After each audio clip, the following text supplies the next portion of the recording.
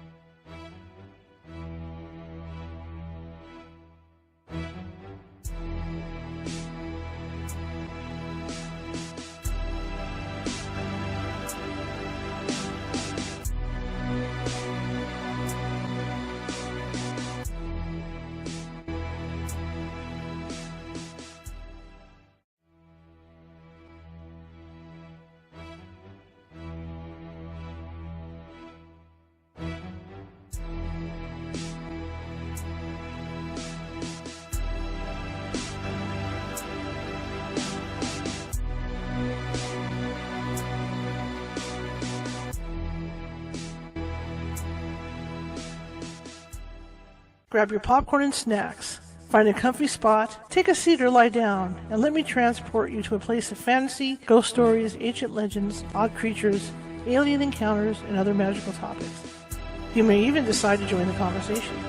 From faraway lands to your own backyard, with a small dash of pixie dust. Turn out the lights and open your minds. The journey is about to begin. Good evening, everybody. How's everybody doing tonight? It's Monday, start of another work week for everyone. My week started yesterday, right?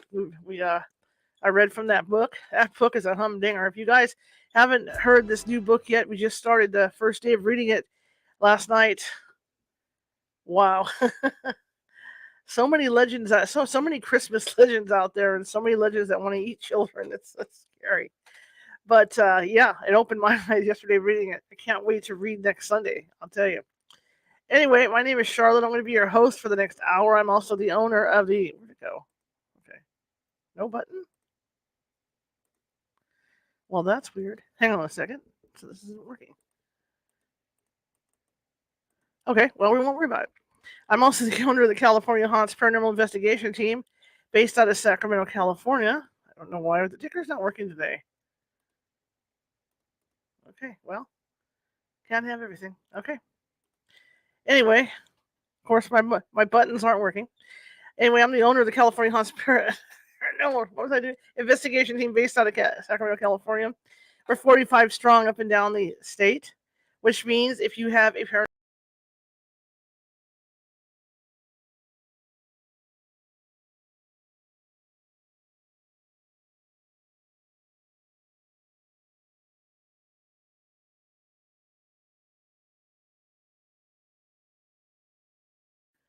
That was quick. See, I went to... Okay, let's try this again. Wow. It's going to be like that today, huh? And there's my ticker. Okay. That makes a lot of sense. Wow, I just went to that place where all the Marios go during Mario Kart and all those games. That whole drop-off mountain thing. That was weird. Anyway, we're 45 strong. I'll continue. We're 45 strong up and down the state of California, which means we can get to you. It might take us a couple hours, but we can get to you. But the best thing is we also have affiliates all over the U.S., meaning Oregon, Washington, or Nevada, and Hawaii. So we can get to you, right? Anyhow, I got a great show tonight. Dale Jarvis is with us, and I just love Canada. Been in Canada a couple of times. Went to Canada as a kid once, Newfoundland in particular, which is what we're going to talk about tonight. And there's legends, just like anywhere else. There's ghostly legends and all kinds of different legends. And Dale has written some books on that, and that's what we're going to talk about tonight. So I'm excited about that. Now, here comes the spiel. If you're listening to the show on Facebook and you like what you hear, please be sure to follow. You can follow me or go to California Haunts Ghostly Events and follow. Okay, if you like what you hear, because we're looking to build up our followers. We're doing really good so far, and so we want to keep the momentum going. If you're on YouTube watching the show, and there's that little ghost in the bottom right-hand corner with the Sherlock Holmes hat on and the magnifying glass, that's our team mascot. And click on that, and the little subscribe button will pop up, and that'll give you the opportunity to subscribe to our shows. We have more than 450 shows sitting over there. And they're all different topics. I'm a journalist. I like to change it up. So I think there's something on there that might interest everybody. I talk about the space program. I talk about, spousal abuse. You name it, I talk about it. I'm there. It's an open door for shows. So join us over there. Now, if you're watching the show and you've got friends in the house, or you're on the phone with your friend, right? And you're listening to the show and you think, man, this show's pretty good. Share it. Share it. One of our favorite things to say at the end is, if you like the show, share it with 5 people. Because again, we're trying to get as many followers as we can. YouTube shows us no love. No love at all. Okay? So please do. Anyway, without further ado, I'm going to bring our guest in. This will be an audio only interview, so I'll be popping up his photo during the interview. But I think you're going to find what he has to say very interesting about Newfoundland and Canada. Okay, here we go. Hello, sir. Hello, good evening. Good evening. How are you?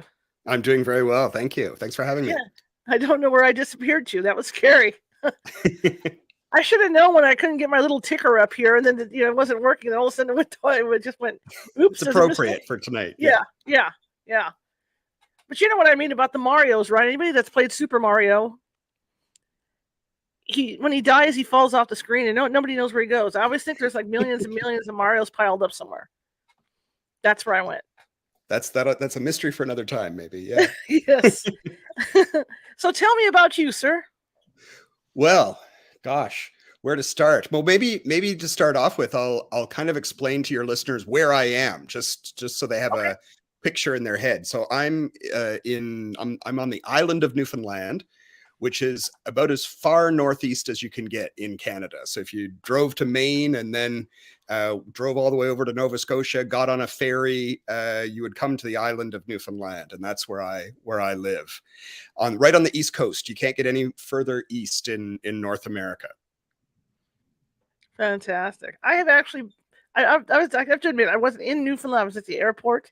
Yeah, it counts. What I remember is flying into the airport and looking out and seeing all the wildlife, as it because you come through you come through the mountains there from the California, when you're coming in that way. Yeah. And I could see the poor animals were so scared, and you could see you could see the I guess they were elk or moose just running for their lives from the airplane. And I mean, that's how they took us in. They took us in through like this mountain pass, and you could look down and see these poor animals looking back up at you as they were running. Oh my God. But Newfoundland looks beautiful. It is beautiful. Yeah. It's a beautiful, beautiful part of Canada. Pretty the remote in some ways, I guess. It's a big island, and I live in kind of the more populated areas, but there are some wonderful windswept rocky coastlines, really great for ghost stories and phantom ships and all those kinds of things. Well, that's one thing you don't hear here in the United States. You don't hear about the ghost stories up north like that. You hear about the ones on the East Coast. The whole with the whole thing with the lights on the shore drawing in the ships. The legendary lights and all that. But you don't hear about stuff up your way. So I'm excited to talk to you about that. And you've written well, I'm delighted to be here to share whatever I can. And you've written some books on this too, right? Yeah, I've been writing local ghost stories for a long time now. I work as a folklorist, and as a writer and as a tour guide operator. And since 1997, I've been collecting stories and writing up true hauntings, true experiences people have had. And then a lot of also local legends and urban legends and, kind of more, I guess, mythological stories, about strange creatures or the fairy folk. So yeah, anything that is unusual or unexplained here is of interest to me. Fantastic. So what story do you think is the most prominent in your area? That's a really good question. I've been collecting ghost stories for a long time, and one of the most common types of stories that I hear from people is what we would here call a token, which is a sign or a warning, a forerunner that someone is about to die or that someone has just died. And this is something that I collect all the time from people. A really good example is a story about a community not that far from me, just a little bit south of where I am. There was an older man who had been sick, and his daughter-in-law was home one day, and she came out into the hallway, and she looked down the hallway, and the old man, her father-in-law, was at the end of the hallway. And she said, "Pop," she said, what are you doing here?" And at that moment, the phone rang. And it was back in the days when phones had cords. You might remember those. Yeah. And she reached out and she grabbed the phone off the wall, and it was her husband phoning from the hospital to say that his father had just passed away. Wow. And so with the phone in one hand, she looked back down the hallway, and the grandfather was gone. And that's the kind of ghost story that I get most often. It's not that kind of Hollywood blood dripping from the walls kind of story, but very, very common. And I think, a lot of the experiences people have are like that. They're kind of simple in some ways. I'm always looking, of course, for the stories that have a bit more of a, maybe a bit more frightening or have a bit more of a story behind them. But yeah, people are very, very serious about those token stories, and lots of people have them about a family member making themselves known at the time of their passing. Do you think, and I'm not saying that you live in an area where there's not a lot of people, because I'm sure there's big cities, there's some big communities in Newfoundland, but do you think a lot of these stories come from people that are just out in the middle of nowhere, and they're sitting around the fire, and and they're just telling, they're telling ghost stories? I think we have a really strong storytelling tradition here. Hmm. A lot of our small communities outside of the area where I live in the capital city or near the Hmm. capital city, and uh, we have all these small fishing villages that are strung all along the coast, and for many years they were quite isolated, and um, people lived in those communities for generations, and so there was lots of time for those stories to accumulate, over the generations. And I think it's an important part of kind of local culture to keep those stories alive and to share them. There's lots of stories because we're a maritime place. Hmm. We're right on the Atlantic Ocean. Lots of stories about ghost ships, for example, and shipwrecks. And I think, telling those kinds of stories is one way to keep local history alive Hmm. and to Hmm. keep those family stories alive. When you talk about ghost ships, what type of ghost ships are we talking about? Yeah. So ghost ships can take a number of different forms. One of the more famous ones that is still seen, still encountered, is a ship called the Blue Jacket, the SS Blue Jacket. It was a steamship, and it carried mail and kind of passenger freight in the 1800s, and it caught on fire. And most of the passengers were able to get off, and most of the crew were able to get off. But there was a passenger, a woman, and one of the crew who were lost in that terrible fire that happened when the ship eventually sank after it had burned to the waterline. And ever since then, people have seen this ship kind of wreathed in flames, sailing around the area where the Blue Jacket went down.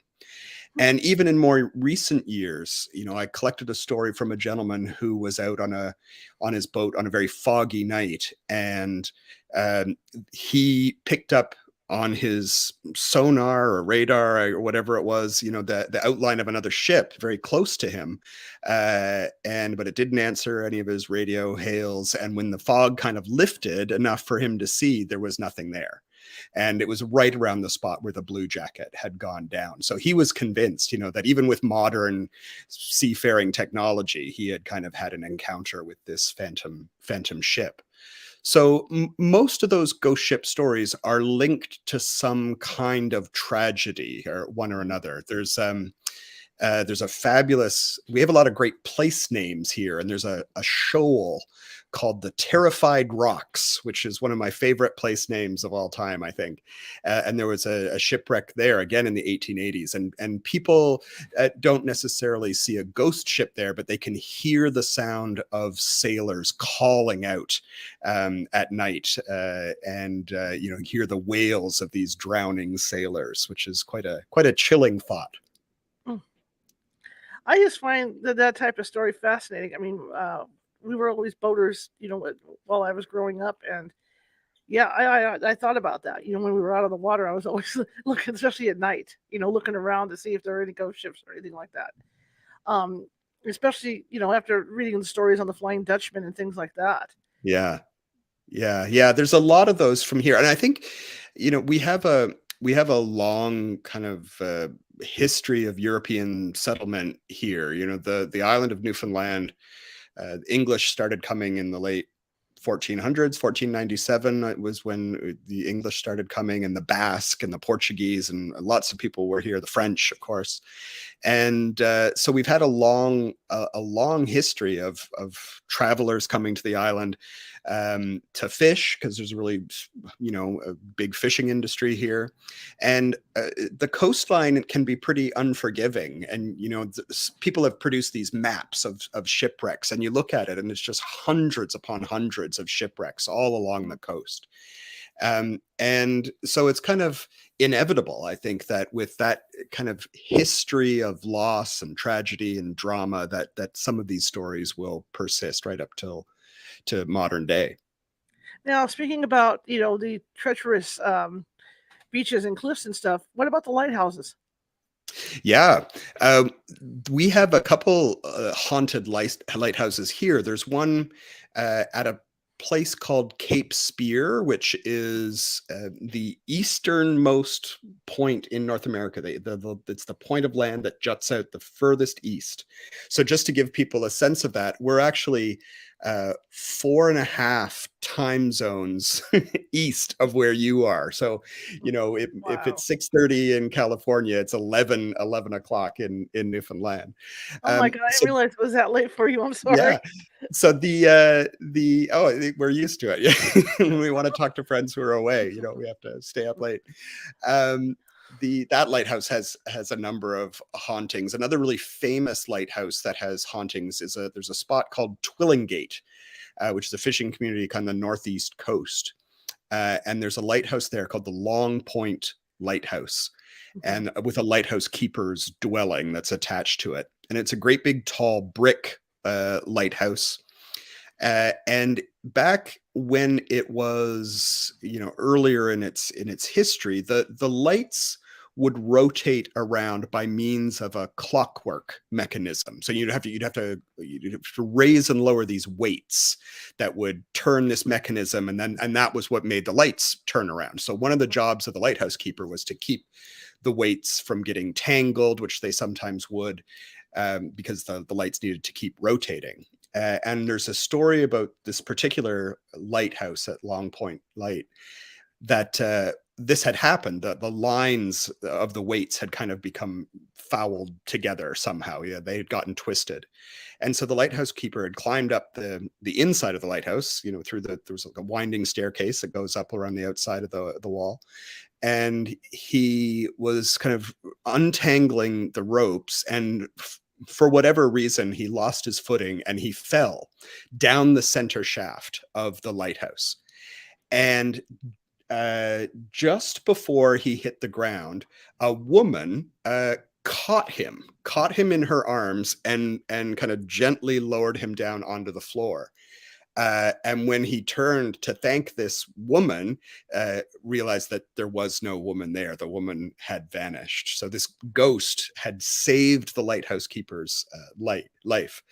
And other people have had strange occurrences in that lighthouse as well. Lots of reports of objects moving around on their own. One of the lighthouse keepers told me at one point they had an old mop that was always kind of kept for it was a tar mop used for like tarring roofs, putting fresh pitch on roofs, and it would just move around. It would disappear in one spot and reappear in another. So whoever inhabits that lighthouse is constantly moving objects around. But it's good to have I think it's appropriate to have a life-saving ghost in a lighthouse. Absolutely, absolutely.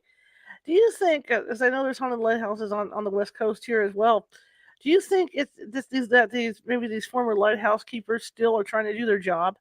That's Yeah, why they're there? maybe. Yeah, absolutely. I mean, I think it takes it took a certain sort of person to man a lighthouse. There was often kind of isolated Right. location, and I know some of these stations were quite remote, or in very hard to access places. There might be might only be able to get there in good weather, for example. So yeah, I guess maybe if you had spent all that time there, years and years by yourself off in this lighthouse, it would be hard to leave, even when your time on Earth was over. I agree. I agree. Because I know there's I don't know about the ones up there, but I know there's stuff out here where you can only get to the thing by boat too. Yeah, absolutely. So, Yeah, and some of these were located on little islands or in very, very kind of desolate, rocky places. So yeah, it's interesting. They really do have a fascinating history. One of the lighthouses here, and I'm not certain if there's a ghost there or not. There's a lighthouse called Cape Race, and Cape Race was actually the lighthouse that received the distress call from about the Titanic, because it was the point of land that was closest to where the Titanic went down. So lots of interesting history around some of those lighthouses, as well as the ghost stories. and how do you accumulate all these stories? Do you research them? Do people come to you with them, or how's that work? Yeah, a bit of both. When I started off doing this kind of work, a lot of the material that I collected was from written sources, so going through old newspapers or, combing through other accounts of stories, that people had written down over the years. But then as I started to do ghost tours, for example, in St. John's, the city where, Mhm. where the ghost tours are. And for a while I had, well, actually for a long time, for about 8 or 9 years, I had a newspaper column, and every other week I would have a ghost story that would be in the local newspaper. And so people just kind of got to know me as the ghost guy. And then people would come up to me and say, oh, you're the ghost guy, and here's a story that happened to me. And I find even today, I'm telling stories online, or I'm posting little stories lately on TikTok, local stories. And it's quite astonishing how often, even just in the comments, people will say, oh yes, and this happened to me, and then you tell me their story. So often when someone makes a comment like that on a social media post, or on a blog post that I've made, I'll contact them and try and get as much more information as I can. And then, because my background is in archaeology and history and folklore, I love doing the background research. So I love collecting, contemporary ghost stories about places, but then also digging into the history of those places and trying to unearth a little bit of the hidden history of those properties. Mhm. Now, as a little kid, or rather growing up, did did did you hear ghost stories? Ghost stories weren't something that my family sat around and told. It wasn't a thing that I heard. But when I was a kid, I was a voracious reader. Like, I was always reading, and I remember going to the public library, and there was a series of books. I think it was Alfred Hitchcock Presents, and it was like a series of ghost and creepy stories for young readers. And I loved those kinds of stories. And I remember there was a series of books by, I think the publisher was Usborne, and there was like one on the paranormal, and one on hauntings, and one on UFOs. And again, like every time there was a book fair at the school, like I was the kid that was always getting the creepiest ghost story books possible. So I guess it's been a lifelong interest of mine. Just fascinated with uh, ghost stories. Actually, I have a book that was given to me a long time ago by my aunt, and I remember her giving this book, and it was probably way above my reading level at the time. It was this kind of encyclopedia of the unexplained. And I remember her kind of giving it to me because she knew I loved to read. And I remember her saying to my mom, kind of thinking she was out of earshot, she said, well, I didn't know if he would like it, or if he would be ready to read that. And I devoured that book. you know.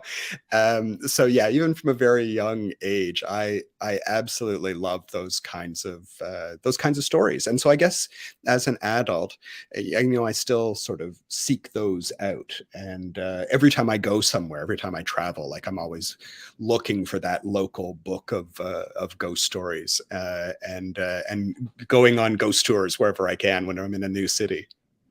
Absolutely. I was just thinking you were a journalist like I was, and that's one thing that I was able to do once my interest got piqued and all this stuff.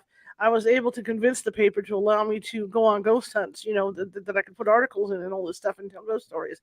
And I think that was a huge help, to Yeah. my interest.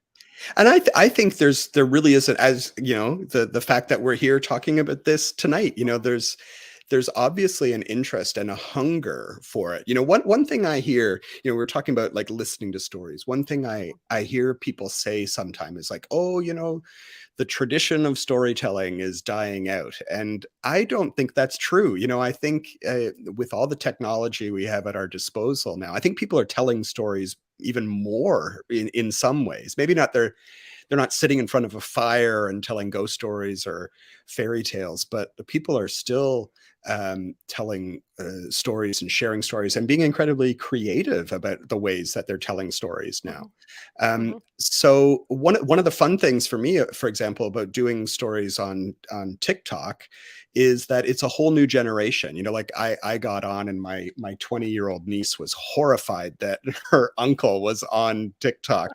But there's all these, kids in teens and 20s who have never heard these stories before. So it's Yeah. great. There's a whole new audience, a next generation of kids who are interested in this kind of stuff. And they're going to go on to be the investigators, the writers, the researchers of the future.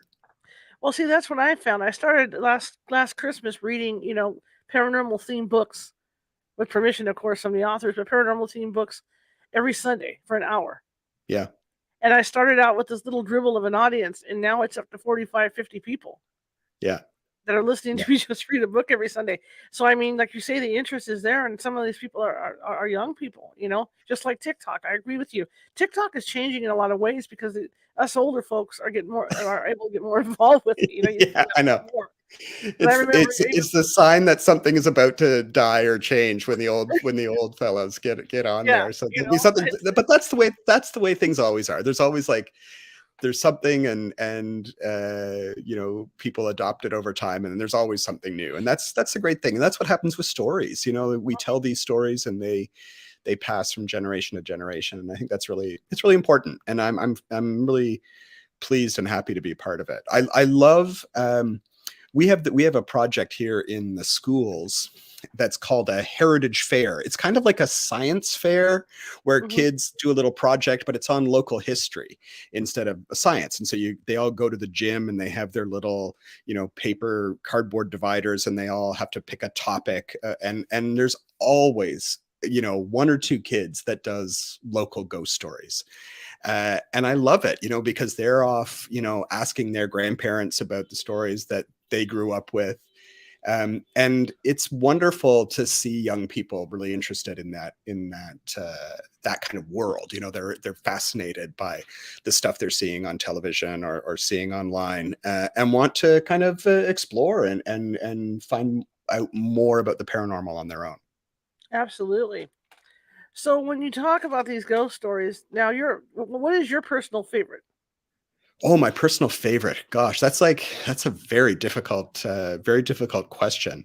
I like oh my, that there's so many. It's hard to pick one.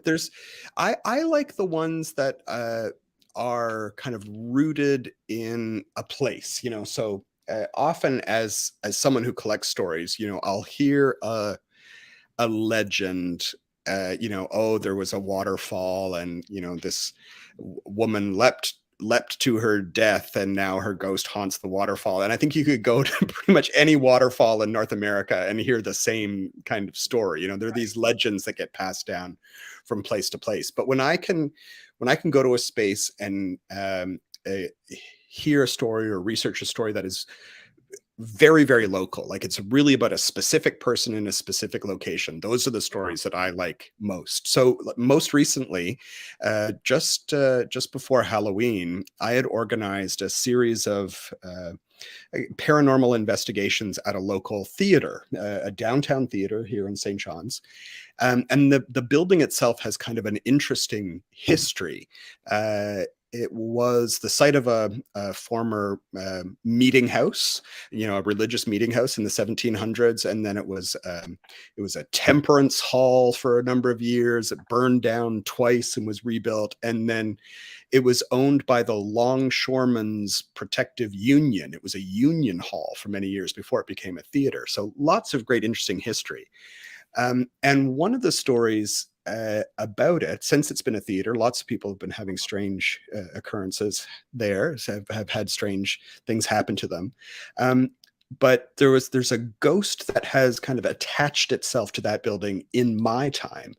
And in the 90s, there was a young man locally who was very, very active in the local music scene, kind of in the punk music scene, and he was a music producer. I knew him through community radio, through the campus radio station, and he drowned very tragically, very young, and not long after that, people started to see his spirit or interact with his spirit at the hall, the LSPU hall, which is now the theater, and uh, and the hauntings are kind of interesting because he was just he was a lover of the arts, and he still seems to linger around that space, and it's never in a kind of a creepy or scary way.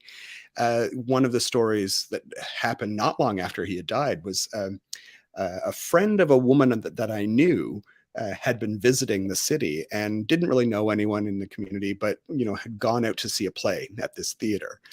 And there was an empty seat beside her, and then the next seat over, there was this young man, kind of like long dark hair, black leather jacket, enjoying the show as she was. And so she thought, oh, I don't know anyone here. I'm going to say hello when the show ends. And when the lights came up, she turned over to say hello to this young man, and there was nobody there. And she thought, oh, he must have slipped out, while the applause was happening or something. And then when she left and went back to her friend's house, her friend was a stage manager involved with the local theater community, and described what had happened. And her friend said, what did this young fellow look like? And she described him with the long hair, the black leather jacket. And the woman said, oh yeah, that's Fred. He's, he's our ghost. So we had done this investigation. And one of the things that kind of happened while we were there, there was a young woman who was working the bar that night in the theater. And she told her story that she had been closing up one night, and she had never heard the story. She'd never heard the story of this young man who had drowned. And she was closing up, and there was a patron kind of lingering around as she was closing up. And so she texted her boyfriend, who was waiting to pick her up, and she said, can you just come in here, because there's a guy here, and I just want to make sure that everyone's out of the building but when I lock up. So her boyfriend came in, they did the once around the building, and there was no one there, so she figured he must have left. And they went out, locked the door. And before she left, she just looked back in to make sure she had turned off all the lights. And there, sitting at the box office computer, like right inside the front door, was this young man. Again, this young man with kind of black coat, dark hair. And she turned to her boyfriend to say, oh, we got to go back in. He's still in there. That patron is still in there. And when she looked back, it was gone. He was gone. And immediately she phoned her supervisor and said, do we have a ghost in the building? And then, they told her the story. She'd never heard the ghost story. She was a new staff person, but had this experience. And I think, interestingly, it had been a music kind of show that had been happening that night. And that seems to be a recurring theme with this particular ghost, Fred, the ghost of the LSPU hall, is that he does hang around at the music shows like he would have when he was alive. So he's still kind of hanging out and enjoying some good tunes. Do you think it's also these sightings with him? Like I've investigated some theaters here as well. And do you think it's also the energy level is so high when there's an audience there? And that's Yeah. Yeah. One of the, when I was getting ready for this, one of the theater traditions that they that they have is this appropriately named ghost light. So lots of theaters will have this. So a ghost light is basically just a light bulb on a lamppost that's kind of placed in the middle of the stage when the stage is dark. So once the theater is empty, there's a light that's often left burning. And some people say this has a practical purpose, for safety or whatnot, but theater folklore kind of says, like that every theater has a ghost, and that the light is there to kind of provide light for those spirits who want to, venture out and perform on the stage while the audience has all gone home. And I think it's kind of a warm kind of ghost story, because it shows that, people are so passionate about those places that they can easily imagine people's spirits wanting to linger there forever. Now, a question I have too, I've been talking to you, were you surprised, once you started researching the place where you live, were you surprised how many ghost stories there were? Oh my gosh, yes, 100%. I mentioned that I had done this. I had written this newspaper column for many years, and I had published a book of ghost stories, and the newspaper had kind of approached me and said, "Oh, would you write a column every week?" And I remember at the time thinking, oh my God, like I could never come up. That's like 52 ghost stories. And I'm like, I can't even imagine I can come up with 52. So I said, I'll do it every other week. And so I was going to do 26 stories for a year, and then went on for, like I said, 8 or 9 years. Just with new stories. And I find the more that I share stories, the more stories I get. There's no shortage of stories. Maybe part of that is the place where I am, but I think also as well, because people know that I am respectful of their stories, I think they're more willing to share them with me. Sometimes I think, people say, oh, like I've had this supernatural experience, or I've seen a UFO. There are people who immediately will think, oh, that person's crazy, and no, I'm a total skeptic and I don't believe in that. But I always try to, like I said, be respectful of people's experience. And I'm always fascinated whether or not, it may have a supernatural origin. I can't judge that all the time, but I always love listening to a good ghost story. And I think there's something very kind of powerful about people feeling that they can open up to you. And so I feel good when someone tells me a story and I say, oh, can I tell that story to other people? And they're like, sure, yeah, go ahead and tell it. That's always really great. What are some of the most haunted buildings in your city? There's one location that I continue to get stories about, and it's a big old, it looks like a haunted house. It's that big old kind of Victorian looking house.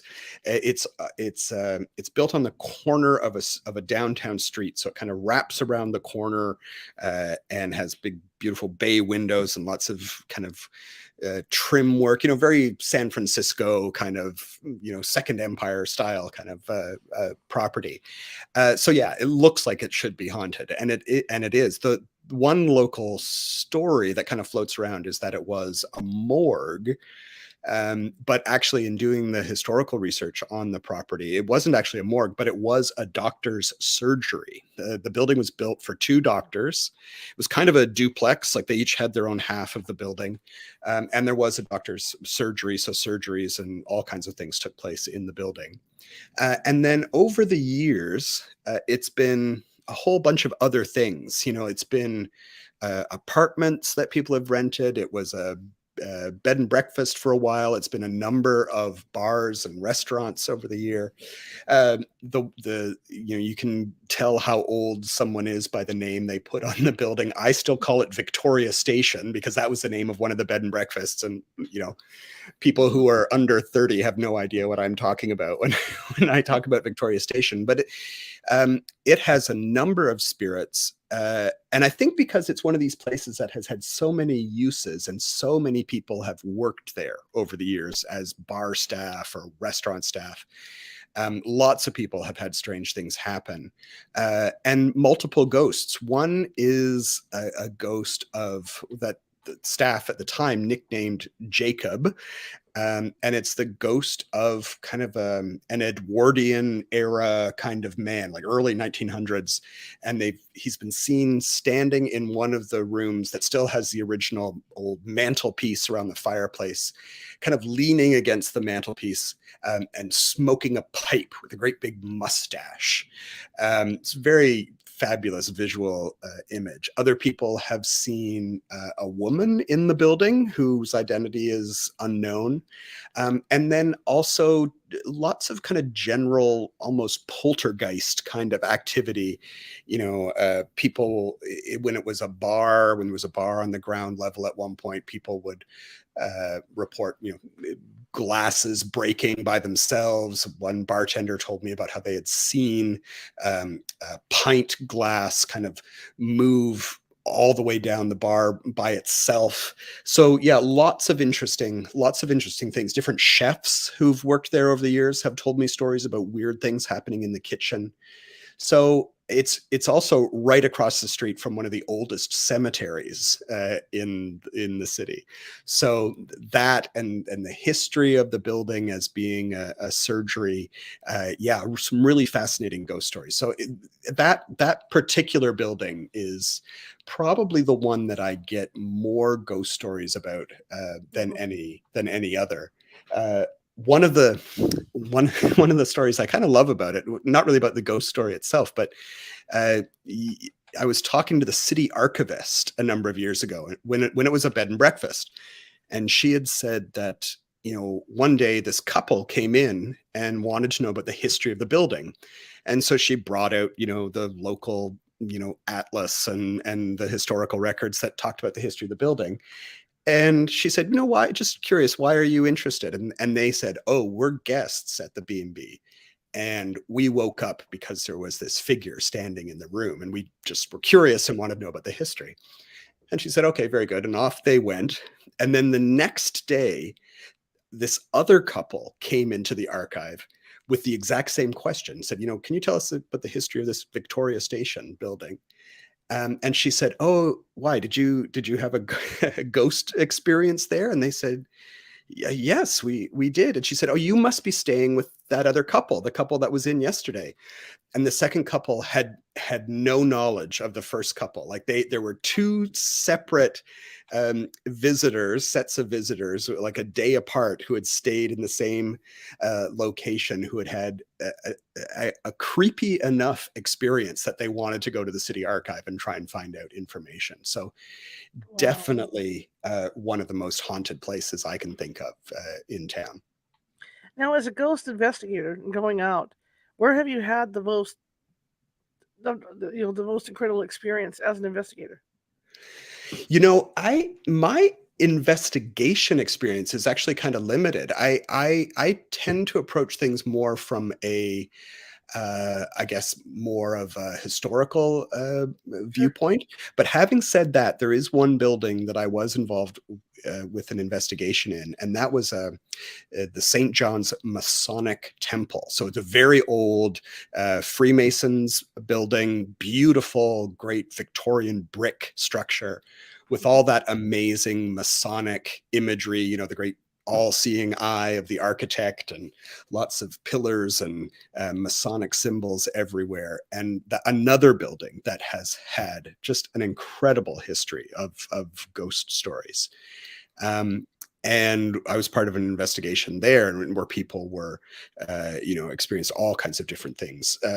Some of the things that had happened there in the past had been around um, kind of typical ghostly, activities, things like pictures that moved on their hooks or the sound of footsteps. But my favorite story for that building was actually about a wedding that was held in one of the lodge rooms. And the wedding was allowed, I guess, because the groom's grandfather was had been a senior member of the Masons. but had passed away. And so it was kind of in this man's memory or honor that the wedding was allowed to be carried out in the lodge room. And there was a judge who was presiding over the wedding. And he kind of entered the room at the start of the wedding, and he had a lit candle, and he walked across the room, and the judge himself told me this story, that he got to that spot and the candle went out. So he went back and relit the candle and kind of walked across the room again, and the candle went out a second time. Now, this is a windowless room, it's a closed space. And so at that point, he just went to the front of the room and he lit the candle and continued with the wedding. And after the wedding, someone pointed out that the spot where the candle had extinguished twice was directly between two portraits of the groom's grandfather on opposite sides of the room. And it was in this spot between the two of them that the candle had gone out twice. And so people said, oh, well, it was, Mr. So-and-so who was coming back to participate in a wedding he couldn't attend in the flesh, sort of thing. So yeah, definitely that was the property. Beautiful property, kind of creepy. Lots of strange things happen in that space. What a fascinating area you live in. It's really active. Yeah, I don't know what it is. The downtown part of St. John's, the capital city, it has this long history, and like a lot of old colonial cities, a very long history of murders and hangings and those kinds of things. So again, that kind of history and that kind of energy, lends itself to ghost stories or ghostly sightings. Tell me about your tours now, because you do take tours, right? Yeah. So I started back in '97 running the St. John's Haunted Hike. So we take people on tours through the downtown part of the city, and the tour has changed over the years. We have a number of different kind of routes that we will take, or a couple different themed tours that we will do. It's a great way for me it's a great excuse for me to ask really nosy questions about people's properties and their experiences. But it's also a great way for locals and tourists to kind of see a side of the town that you wouldn't normally get to see. So I've run those. There's a large hill kind of overlooking the city that's a National Historic Site. There's a great big stone tower up at the top. It was the last spot where the English and the French fought on land in North America in a great battle of the Signal Hill. So lots of ghost stories there. And I've worked with Parks Canada, which is kind of our version of the US Park Service, to do a ghost program up there. And I'm hoping that, to kind of continue to do new stuff and partner with other places. One of the other kind of interesting bits of folklore that's popular here are stories about the fairies. And so I was actually having a conversation today with a botanical garden about maybe doing something around fairies at the botanical garden. And the fairies in Newfoundland are not the nice kind of gossamer winged pretty fairies at the end of the garden. They're quite dangerous and quick to anger. So most people want to avoid the fairies here because of the things that they might do to you if you trespass on their grounds. See, now you've opened up that door. Tell me more about the fairies. Now I'm intrigued. Yeah. So again, we have this long history. Like a lot of the early settlers who came here came from Ireland, but also from the West Country of England, like Devon and Dorset kind of area, where there's a great tradition of people being pixie led, having these little people kind of lead them off into bogs or over cliffs or those kinds of things. And so it has become it really was a firm part of local folk belief, I guess you could say.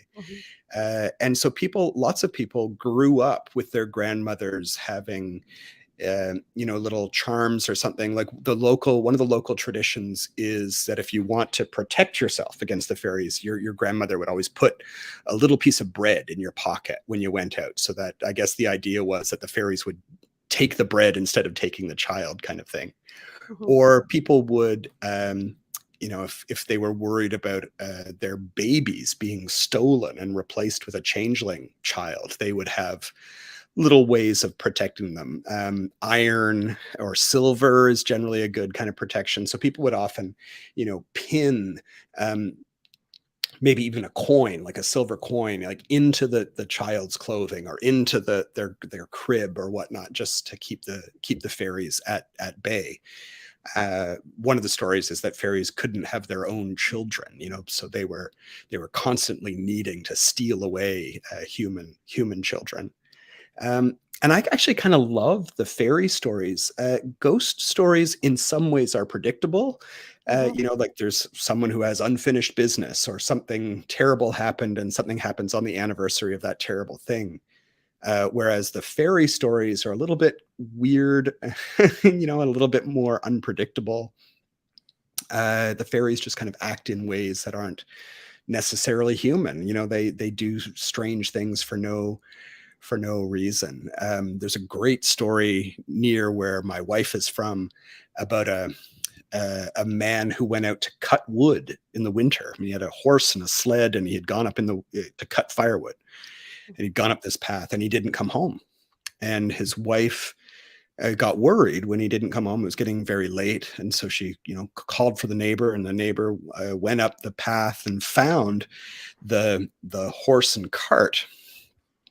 And the cart was laden down with wood, and this man was there lying on top of the pile of the wood, uh, dead, cold in death. And so they brought him down, and they waked him and buried him. And the woman who told me the story said, and people always said that he was killed by the fairies. And I said, well, how did they know? Like, how did they know that it was the fairies and that he just didn't have a heart attack or something like that?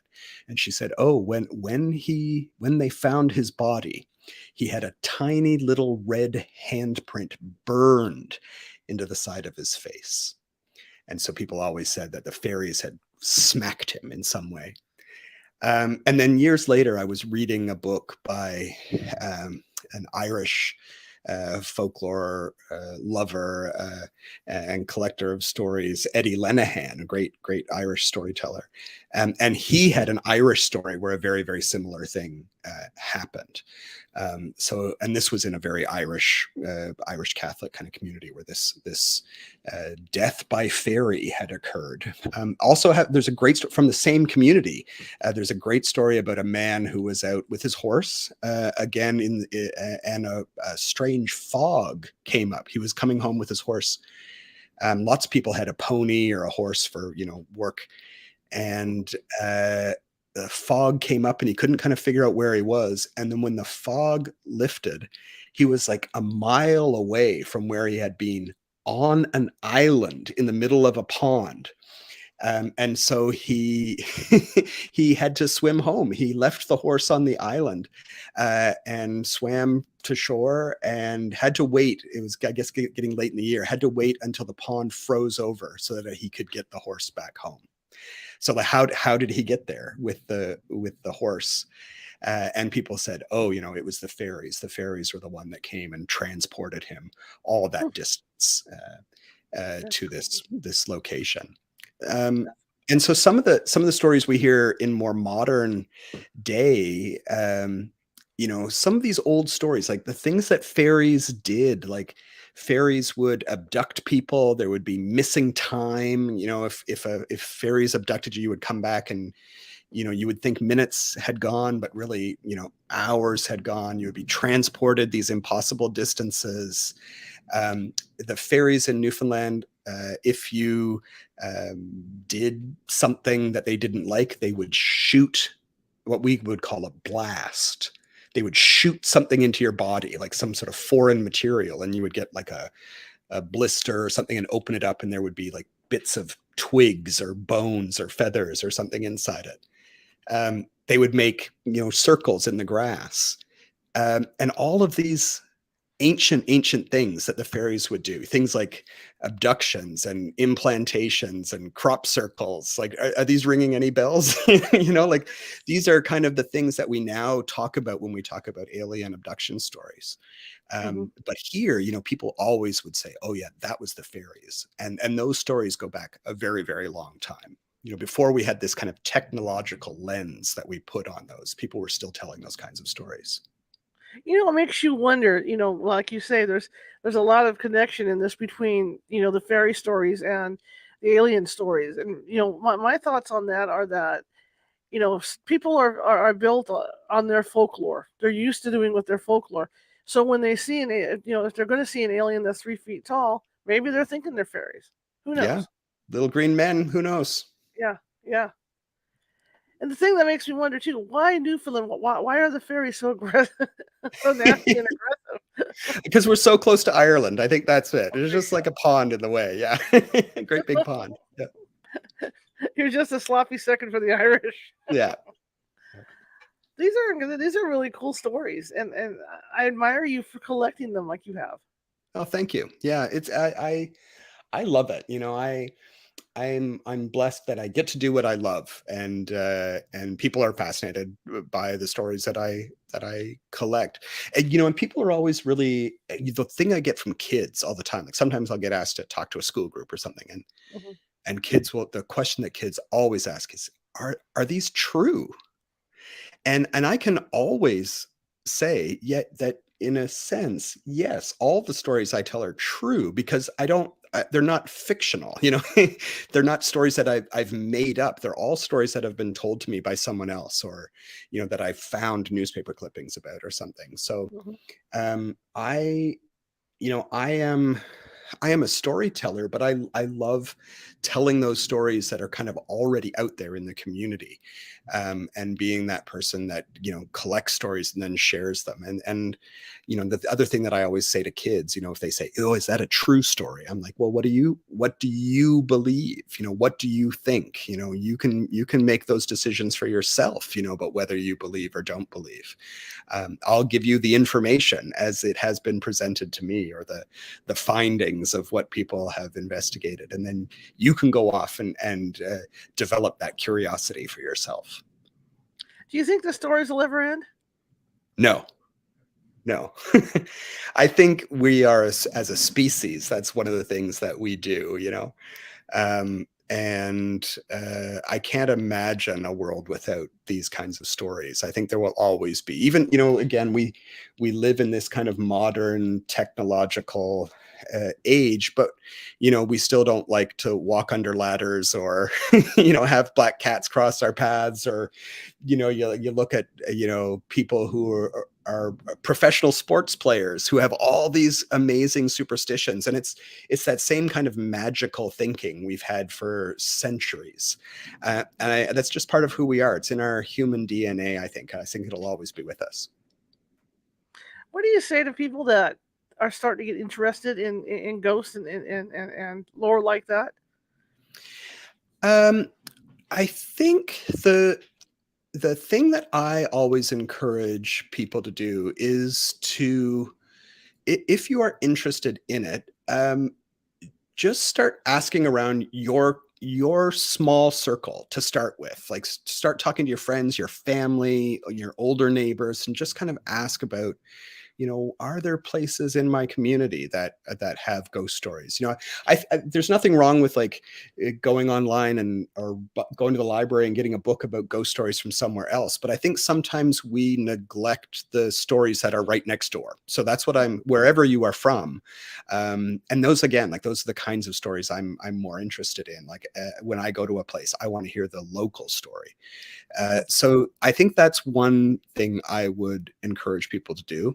I also think sometimes when people when they're interested in, for example, in paranormal investigation, they've watched the TV shows or they've watched the YouTube channels, and they think they have to spend all this money on equipment, Right. and whatnot, and then I think sometimes people are disappointed, when because they don't immediately capture, EVP, or orbs, or whatever they are trying to collect technologically. I think sometimes the most underutilized piece of equipment is our own perception, and I think a big part of it is just being open and listening and interacting with the places where we are. I think that's really, really important. And I think so. I think that's a really good practical place for people to start. Do you think, since all these paranormal shows have been on, that it's a lot easier to approach people and for people to talk about this stuff? Yeah, I think it is. It's amazing like how many paranormal podcasts there are now, and lots of people are doing it or having YouTube channels or whatever. Um, I think there is less of a, I don't know, like less of a, it's not so new agey anymore, like people, it's something that I think has a broader appeal. That's one of the really interesting things that I find. We were talking about my ghost tours. Hmm. I'm always fascinated by who comes on the ghost tours, because it's not necessarily the true believers who come. It's a huge range of people. People will say, what's your typical audience? And like, I get everything from teenagers to seniors. We get professional people. We get all every walk of life. We get the hardcore skeptics who want to disprove everything. We get the believers. We get those people who are there just for the entertainment. But I think everyone is hungry for something in terms of, they want to believe that there is more to the world than what we just see in our daily lives. And I think that is something that really cuts across all kinds of boundaries and cultures. We're all kind of hungry for this kind of experience of otherworldliness or magic. There isn't enough magic in our daily life, and I think it's something that people are very starved for in some way. Absolutely. So what's next for you? What's next for me? I'm right now I'm working on another book very slowly on that's specifically focusing on haunted houses. Cool. So I've got actually a great list of properties that I need to dig into. So I've started that. I'm kind of working my way down through my list. And part of that is just kind of letting people know, like doing things like this and saying, I'm looking for your stories, because I don't want it to be all historical stories. I want it to be a mix of historical and contemporary stories and true experiences. So that's one of my big projects right now. And then hopefully coming up in the spring, maybe, this investigation that we did at the LSPU Hall in St. John's was very, very popular. And so I think we'll try to be organizing more of those. We had a wait list of people, and one of the things I've been doing is asking people, which properties do you want to be able to go into and investigate? And so I've got a great list of those as well. So I think it's going to be next year's going to be busy. I think I've got a lot of work ahead of me. Sounds like it. And how can people find you? People can find me hauntedhike.com, or they can find me on social media, Dale Jarvis. I'm easy to track down. DaleJarvis.ca is my personal blog website. And if you're on TikTok, Dale Jarvis Ghost Stories, give me a follow. I'm on Twitter and all the usual social media as well. Sounds great. This was fantastic. I had a blast talking to you. It's fascinating. It makes me want to fly up there. Awesome. Well, thank you. I enjoyed it. Absolutely. Hopefully we can get you back on, and talk more about this stuff. That was great. Perfect. Okay. All right. Well, thank you. Take care. Have a great Thanks. evening. Okay. Bye-bye. All right. That was Dale Jarvis, and fantastic. Tomorrow, the show is going to be at 1 p.m. I have a great guest tomorrow. If you're into ancient Egypt, I've got the guest for you. And archaeologist Ann Williams is going to be here to talk about ancient Egypt. She sent me one of her books. It was a pictorial book she did with National Geographic. Fantastic book. King Tut's treasures, the whole ball game. So we're going to be talking about all that mysteries of ancient Egypt tomorrow. That's 1 p.m. So remember that. For you guys that are working tomorrow, of course, it'll be up on Facebook and available for you to see. Okay, so you're not going to miss it. You're not going to miss out on it. Anyway, I want to thank everybody for coming tonight. I really appreciate it. I don't know where I dropped off or why I dropped off. I'll have to email StreamYard and see what happened with that, because that's not supposed to happen. But at least it was for only a half second, so I just, it's not like I went away forever. But thanks everybody for coming. And again, if you like the show, share it with 5 people. If you hated the show, share it with 5 people. We're equal opportunity here at California Haunts Radio. Be sure to check us out on Facebook.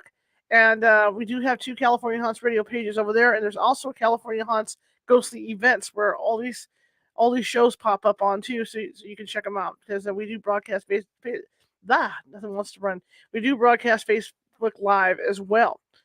And again, if you are watching from Facebook and you're on one of those pages, please hit the like button and hit the follow button, because we're always looking for followers. Same thing with YouTube, of course. Hit that subscribe button. You can also find us on TikTok, California Haunts, all lowercase, and you can find us on Twitter at Cal Haunts. And where else? Oh yes, Instagram. Again, only that's under Ghosty Gal. So GHOSTYGAL, all lowercase. Anyway, I want to thank everybody for coming tonight. I really appreciate it. I'll show you some of his books, and of course you can get those at Amazon. And then we're going to call it a night, okay? So I will see you tomorrow at 1 p.m. Pacific for Ann Williams. So here we go. Hopefully this little button works. Stupid button. Where'd it go? Where'd it go? Which way did he go? Oh, I've got 2 things up here. Wow. Hang on a second. Oh, there we go. Almost hit Nancy's stuff. Okay, here we go. Haunted Shores.